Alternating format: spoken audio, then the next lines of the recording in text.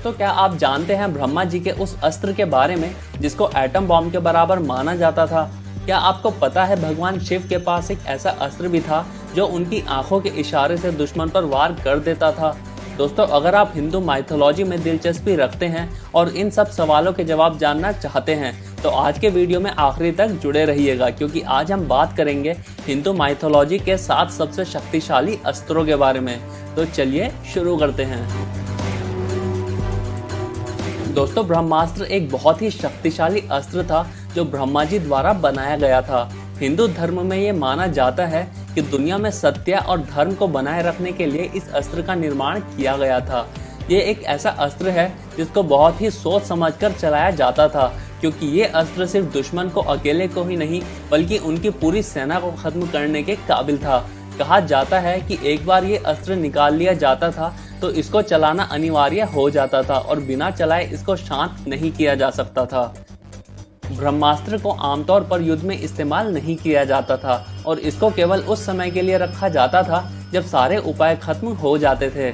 इसको चलाने से इसलिए मना किया जाता था क्योंकि ये सिर्फ दुश्मन को ही नहीं बल्कि ब्रह्मा जी की रचना को भी नुकसान पहुंचाता था।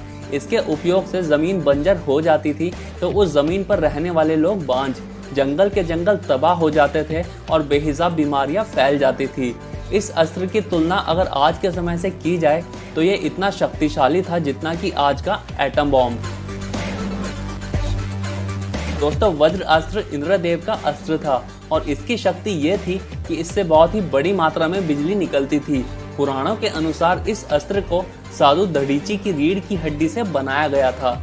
इसको चलाने पर इतनी जोरदार बिजली पैदा होती थी कि उससे लाखों जीव एक पल में मारे जा सकते थे। इंद्रदेव ने इस अस्त्र का इस्तेमाल कई बार कई राक्षसों को मार गिराने के लिए किया था। राक्षसों के अलावा इस शक्तिशाली अस्त्र का इस्तेमाल इंद्रदेव ने बाल हनुमान जी पर भी किया था, जब वो अनजाने में सूरज को निगलने का प्रयास कर रहे थे।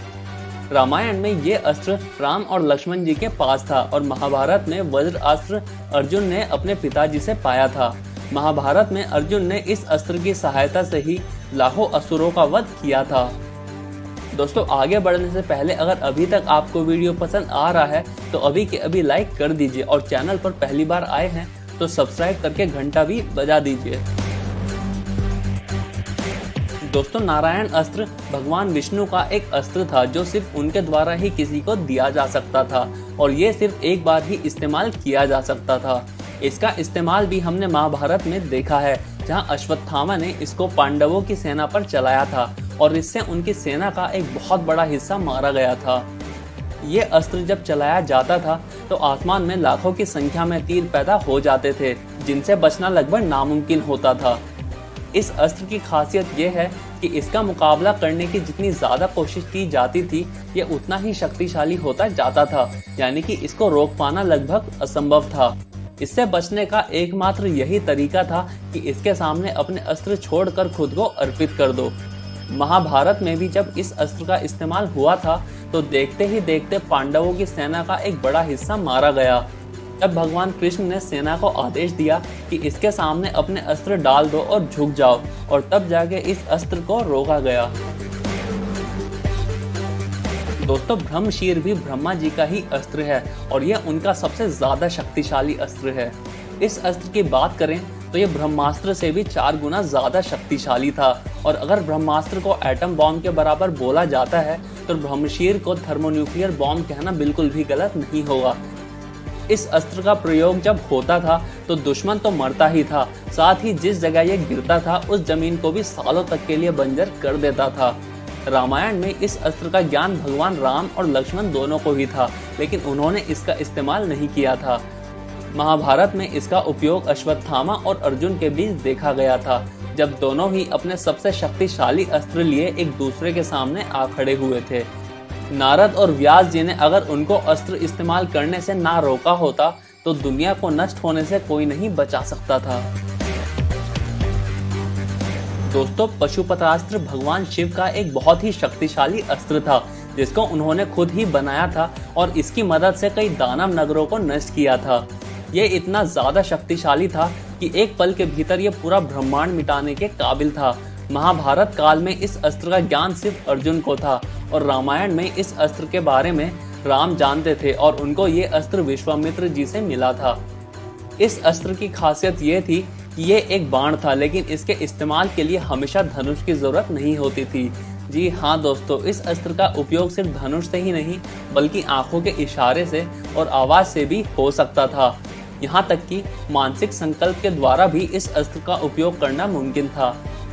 इस अस्त्र को चाहे जिस प्रकार भी चलाया जाए, लेकिन इसके चलने के बाद सामने खड़ा दुश्मन बच जाए, ऐसा तो होता ही नहीं था।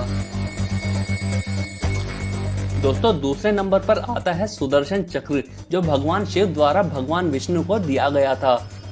इस चक्र को बनाया था भगवान विश्वकर्मा ने, जिनको यूनिवर्स का आर्किटेक्ट यानी कि प्रमुख वास्तुकार भी माना जाता है।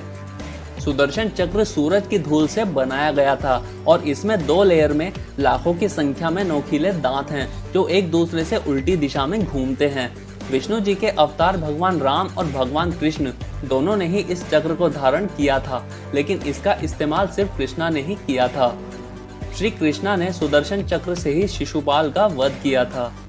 ये घूमता हुआ चक्र सूरज से बना है और जैसे सूरज दुनिया को समय दिखाता है, वैसे ही ये चक्र भी समय के पहिए को ही दर्शाता है। लेकिन जब भी इसका इस्तेमाल अस्त्र की तरह हुआ है, इसको काट पाना असंभव रहा है। यानी कि एक बार ये चक्र चला तो दुनिया का कोई भी अस्त्र इसको नहीं रोक सकता।